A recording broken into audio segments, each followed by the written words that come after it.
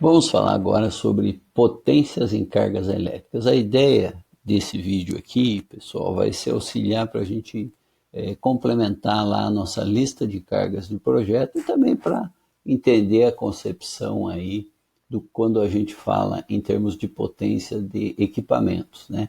E os principais deles dentro de instalações industriais são os motores elétricos, os transformadores e os painéis, né? Seja de iluminação, tomadas ou de força. Então vamos lá, vamos começar aqui por motores elétricos. Motores elétricos. Vamos pegar o esqueminha básico aqui, ó. Sempre a gente vai ter uma entrada e uma saída num equipamento elétrico.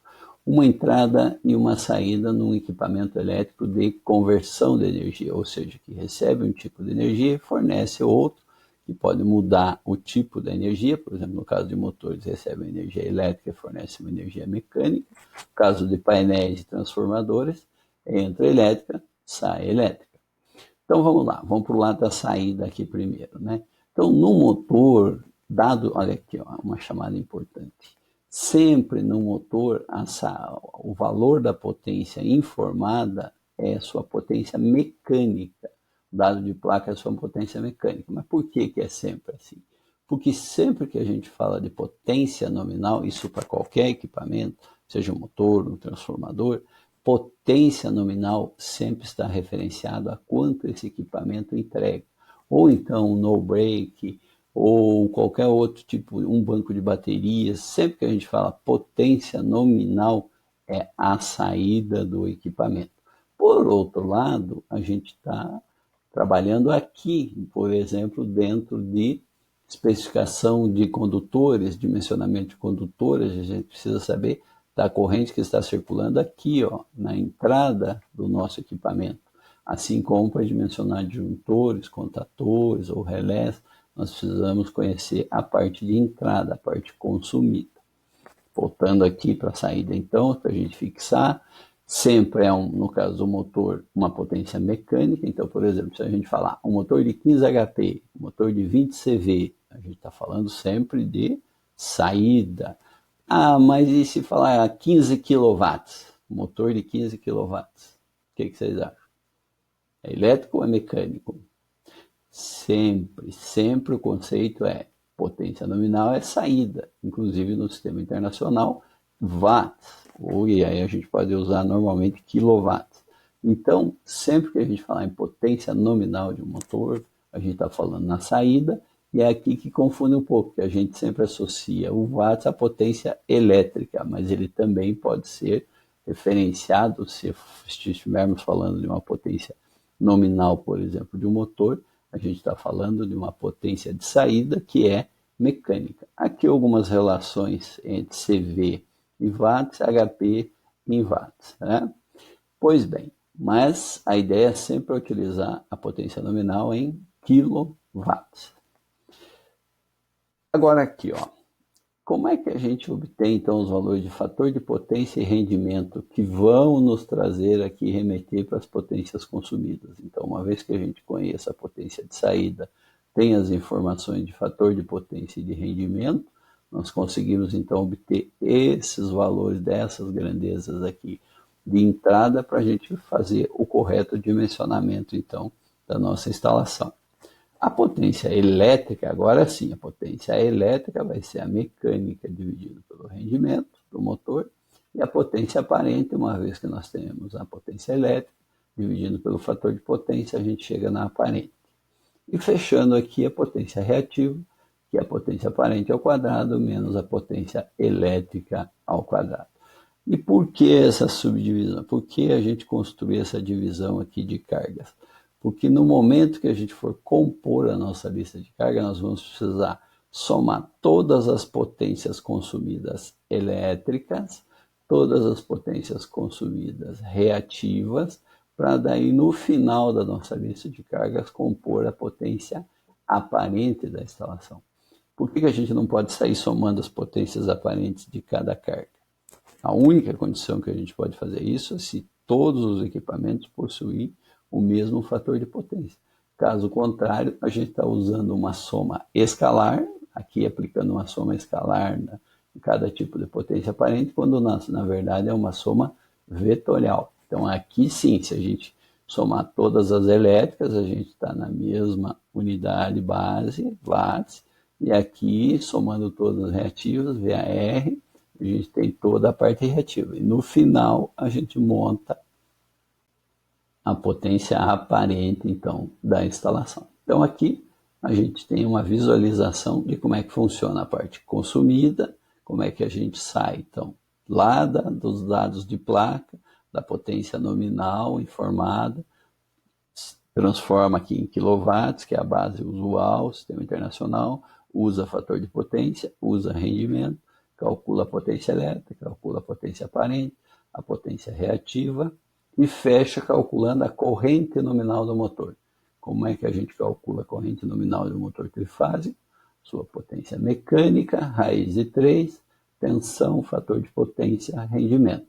Ou da equação de circuitos elétricos é a potência aparente, raiz de 3, tensão.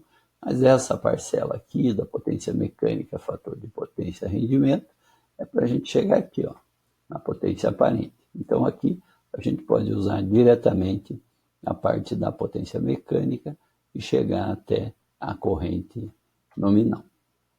Agora vamos falar sobre potências em painéis elétricos. Olha o esqueminha conhecido nosso já aqui: entrada, consumida, saída, nominal.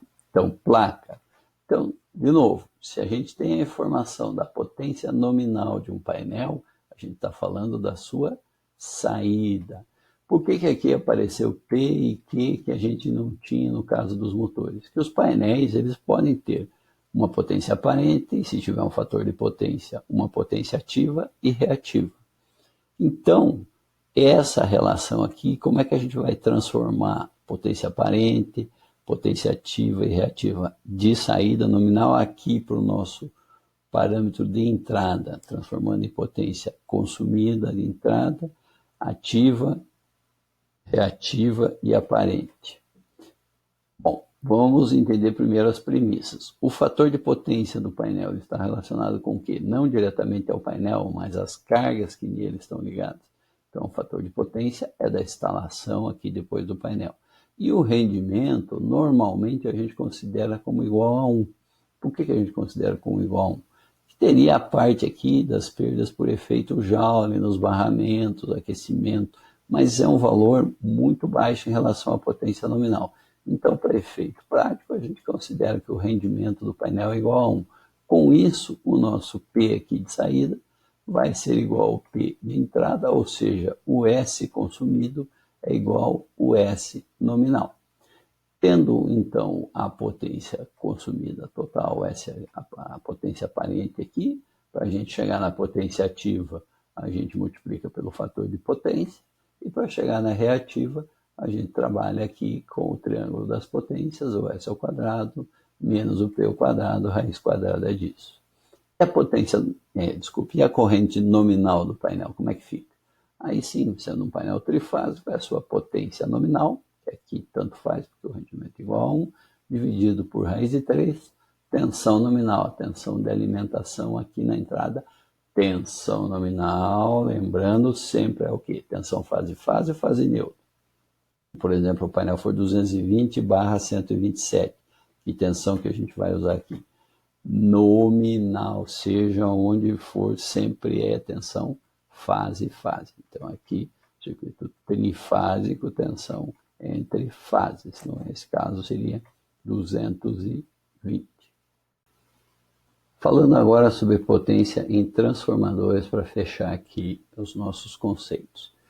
Olha aqui, novamente o esqueminha, né? Transformador, o equipamento elétrico de conversão, a saída e a entrada aqui consumida. Dados de placa, potência nominal, KVA. Fator de potência, no caso de transformadores, quando ele assume carga no seu secundário, depende das cargas. Para a gente chegar então na potência de saída, a gente tem a potência nominal, dado de placa, versus o que? O fator de potência da instalação. E aí o que de saída vai ser a nossa raiz aqui da potência aparente ao quadrado menos a potência ativa ao quadrado. Isso tudo na saída. Como é que a gente transfere aqui para a entrada? para a gente dimensionar então os condutores e os componentes de proteção. Bom, uma chamada antes aqui com relação ao rendimento. O rendimento em transformadores, ele é normalmente então alto do ponto de vista de transformadores de potência acima de 0,95, 0,96, mas é um dado de placa que a gente tem que buscar na placa dos transformadores, dos fabricantes, e para efeito prático de dimensionamento, normalmente ele é considerado igual a 1. Então, se ele for considerado igual a 1, o que vai acontecer? Que a gente vai acabar igualando, então, as potências ativas de entrada e de saída. E aí, se a gente tem esse valor de rendimento considerado igual a 1 e a gente conhece o fator de potência aqui das cargas, a gente vem calcular a potência aparente aqui, né, na entrada para calcular a nossa corrente nominal, que vai ser a potência de entrada, né, que aí sendo o rendimento igual a 1 é igual a de saída, dividido pelo fator de potência. E, finalmente, aqui a potência reativa, que vai ser pelo triângulo das potências, a potência aparente ao quadrado menos a potência ativa ao quadrado. Faltou um quadrado aqui, né, pessoal? Ok, então, como é que a gente fecha aí a questão da corrente nominal do transformador? Corrente nominal do transformador vai ser o quê? S nominal dividido por raiz de 3, tensão nominal. Lembrando que tensão nominal sempre é o quê? A tensão entre fases. Ah, mas está errado considerar um rendimento aqui, mesmo que seja 0,96, 0,97. Não, fica absolutamente correto, né, do ponto de vista técnico. Mas para efeito aqui de dimensionamento de valores, principalmente quando a gente está trabalhando ainda em fase de projeto e não tem todos os dados do transformador, é normal e usual a gente considerar que igual a 1. Isso não vai impactar aqui no nosso dimensionamento de maneira significativa. Tá? Ok? Então, dessa forma, a gente faz essa revisão básica aqui sobre potências e equipamentos para poder trabalhar lá na nossa lista de cargas do projeto, nas potências consumidas, as potências nominais, as potências de entrada, para compor, então, o nosso quadro de cargas e depois, calculando as correntes aqui dos equipamentos, a gente vai trabalhar, então, com o dimensionamento dos condutores e dos componentes de partida e proteção, né? No caso dos motores, e proteção no caso dos transformadores e painéis.